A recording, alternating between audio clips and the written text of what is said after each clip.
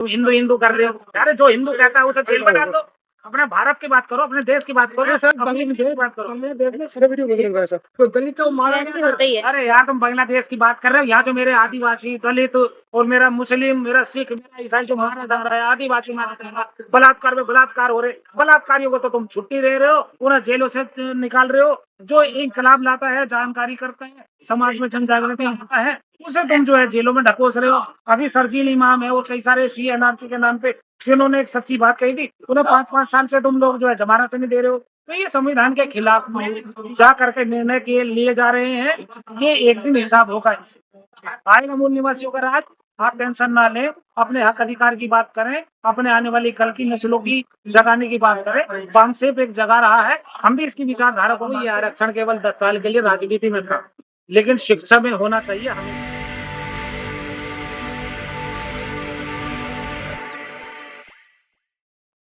जय भीम, मैं मेवालाल और आप देख रहे हैं बहुजन जनता जो संगठन। आज वामसेफ का राष्ट्रीय मिशन चल रहा है अम्बेडकर भवन रानी झांसी रोड दिल्ली में। हमसे समझूंगा कि आखिर जो वामसेफ है, वामसेफ का नाम आते ही मन में लोगों के आ जाता है कि वामसेफ बना मानव काफी सरकारी कर्मचारी एक कर करके। लेकिन क्या आज सरकारी कर्मचारी वामसेफ में है या केवल जनता और जनता भर गया है, और कैसे देखते हैं वामसेफ क्या आज जो यहाँ पर मीटिंग चले 3 दिन चलेगा।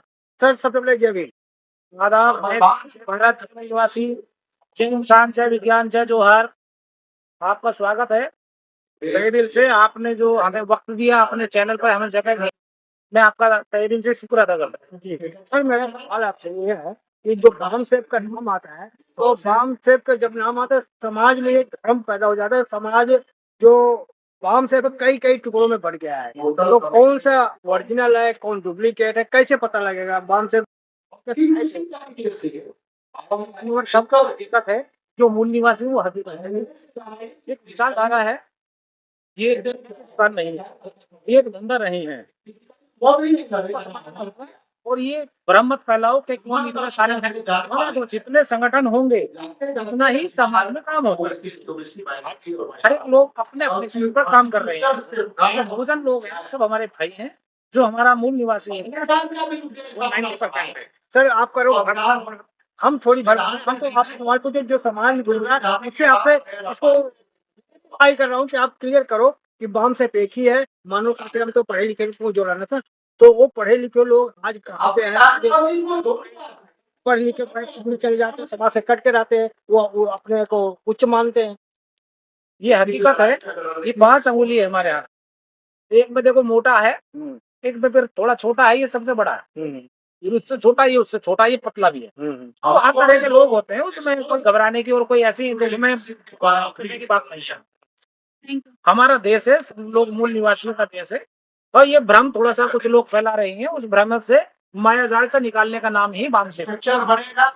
वामसेफ आज हम लोगों ने देखिए एक इसका नया पहला अधिवेशन, वामसेफ बहुजन एंड सोशल अलाइनमेंट फाउंडेशन, जो आज पहला है, माननीय वी साहब उस विचारधारा पे काम कर रहे हैं जिसके ऊपर माननीय काशीराम साहब ने एक विचारधारा खड़ी की और खापर्डे साहब ने अपना तन मन धन लगाया था। माननीय संभव हो सकता है करना चाहिए। अब दीना भाना जी ने आगे वाला टीम थी, और आगे बढ़ लेकिन वो सपना और लोगों का वो पूरा रह गया।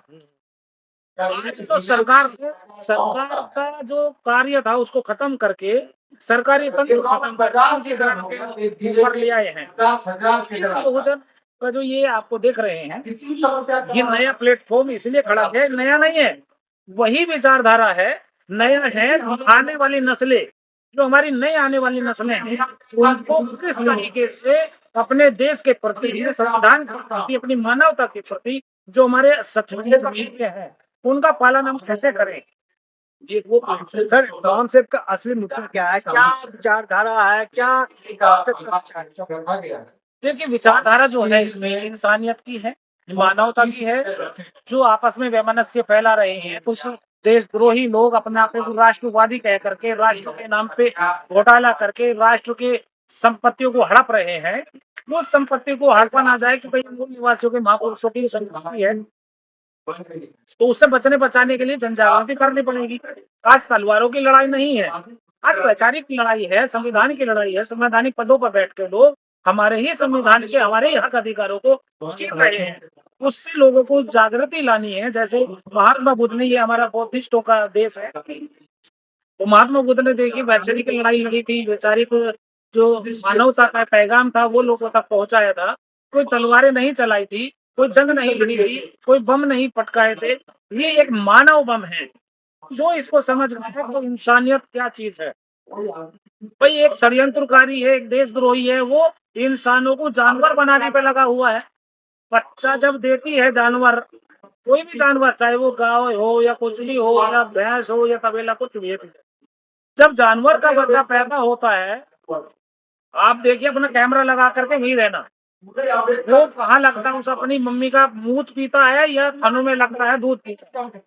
और जो आज इंसान पढ़ा लिखा हो करके, पढ़ लिख करके उसको मूत पिलाने पे लगा हुआ है, यानी कि इंसान को जानवर से भी बदतर बनाने पे लगा हुआ है, तो उस पद्धति पे जाना चाहोगे या भारतीय संवैधानिक पे आओगे जो बौद्धिक शैक्षणिक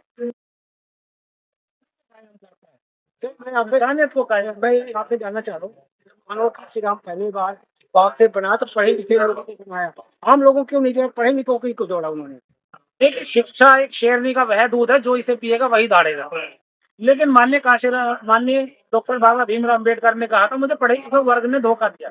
वो इसलिए कि वो विदेशों में आपने उनके लिए व्यवस्था कायम करा दी थी।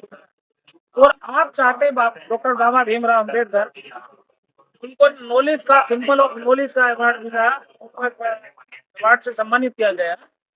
बाबा साहब ने कहा कि मेरे जैसे यदि और पढ़ लिख करके विदेशों से लोग आ जाएंगे तो हमारे देश की व्यवस्था जो चौपट है वो बन जाएगी।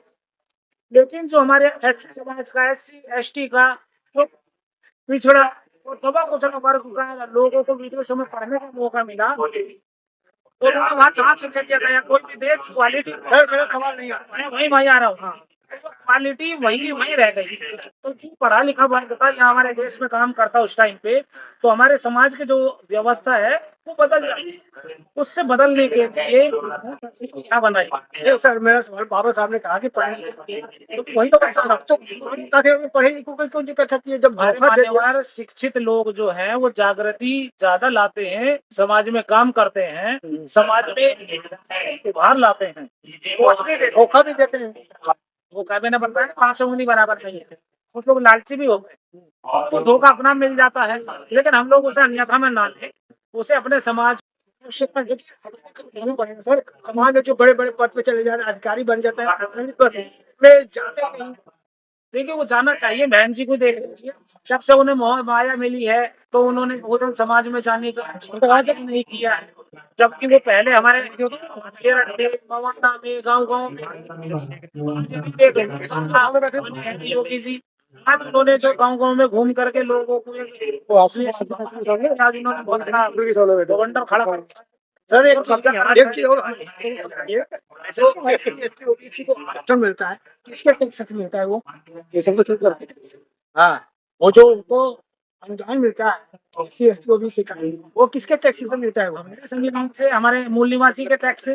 भाई मूल निवासियों का साथ में सच्चाई में धोखा हो रहा है। लेकिन सवाल तो ये कहते हैं हमारे पैसे का ये लोग, उनके बाप का पैसे नहीं है, तो जब यहाँ के नहीं है, मूल निवासी नहीं है, तो उनका क्या बाप का हो गया? वो तो हमारा ही लूट करके हमारे पर राज कर रहे हैं। क्या बात कर रहे हो आप?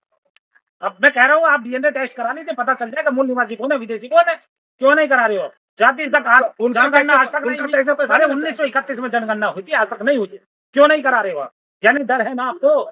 डर है ना कि आपके जो अधिकार हैं, आज 80% आपने कब्जा कर लिया पूरे देश में, पूरे संविधान पे। मैं करो एससी एसटी के लोग कब तक दूसरे के बल पर करें, अपनी कमाई से क्यों नहीं आगे बढ़ते हैं? आरक्षण नहीं जीता है बाबा साहब ने आरक्षण को, ऐसे नहीं कहा गया था। वो 10 साल के लिए आरक्षण दिया था, और फिर शिक्षा में आरक्षण, शिक्षा दीजिए ना। आज शिक्षा के तो तुम अड्डे जो है खत्म कर रहे हो, दारू के अड्डे बिल्कुल खोल रहे हो। क्या आप मानते हो लोगों को यार गुमराह कर रहे हो, लोगों को नशेबाज बना रहे हो? अडानी जो है वो कौन सा चरस अफीम गांजा का व्यापार करता है, उसको तुम जो है तो पूरा आप मानते हैं 10 साल का आरक्षण था?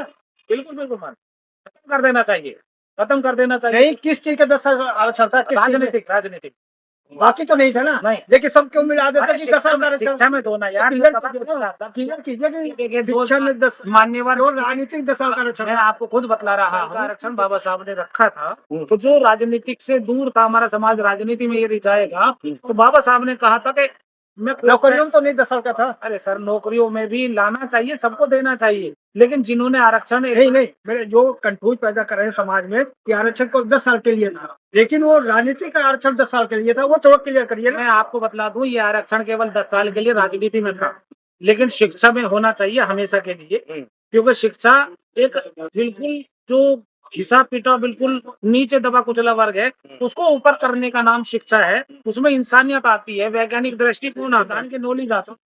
बाबा साहब ने देखिए, यदि वो चाहते तो वो भी मोहनदास करमचंद गांधी की तरह बैरिस्टर बन के आके अपना कपड़े वपड़े उतार देते। हमारे बाबा साहब ने कहा कि हम लोग कोट पैंट पहनने वाला बनना होगा, और उंगली दिखाई कि चलो संविधान में आपको हक अधिकार दिया गया है कि दबा कुचला वर्ग से आपको उठाने का काम किया गया है।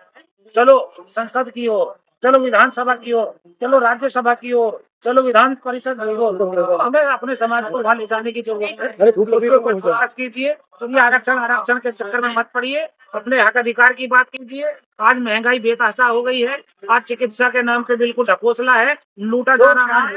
अरे गरीबों तक को तो यार ये मोबाइल का झुंझुना दे दिया कि लो जी, इसमें अपनी अपडेट करो। जिन पे मोबाइल चलाना नहीं आता, पढ़ा लिखा वर्ग नहीं है, वो अपना इलाज क्या कराएगा? सर मैं क्या उसमें उलझा रहता है पर्चा बनवाने में। क्या देश वाकई अरे भाई हिंदू, पहले तो मुझे ये बतला दो है क्या? तुम हिंदू हिंदू कर रहे हो? अरे जो हिंदू कहता है उसे जेल में डाल दो।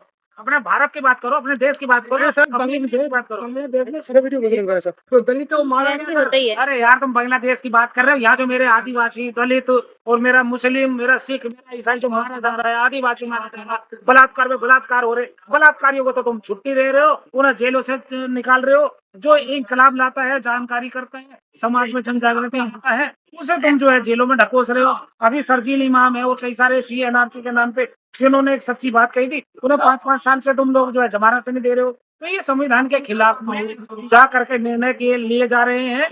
ये एक दिन हिसाब होगा इनसे, आएगा मूल निवासियों का राज। आप टेंशन ना लें, अपने हक अधिकार की बात करें, अपने आने वाली कल की नस्लों की जगाने की बात करें। वामसेप एक जगा रहा है, हम भी इसकी विचारधारा को, बहुजन मुक्ति पार्टी से मैं राष्ट्रीय प्रवक्ता हूँ, हम लोग इस विचारधारा पे चल करके मानवता की, शैक्षिक दृष्टिकोण की, शिक्षा की, इन लोगों की वैज्ञानिक और इनको शिक्षा को लाना होगा, अंधविश्वास पाखंडवाद को धकेलना होगा। जो आज मूल निवासी है उसको जागना जगाना होगा। और इसीलिए मैं भी यहाँ आया हूँ कि मैं भी कुछ सीख लूँ, कुछ सिखा लूँ और लोगों को जन जागृति का संदेश दे दूं। समझ गया। तो साथियों, राजू गादरे थे। कैसी रही बातचीत पत्रिका में जो बताया, और आप कहाँ से देख रहे हैं कमेंट में लिखेंगे। और हमारे चैनल पर नए हैं तो चैनल को सब्सक्राइब करें, लाइक या कमेंट करें और आर्थिक मदद भी करें। धन्यवाद।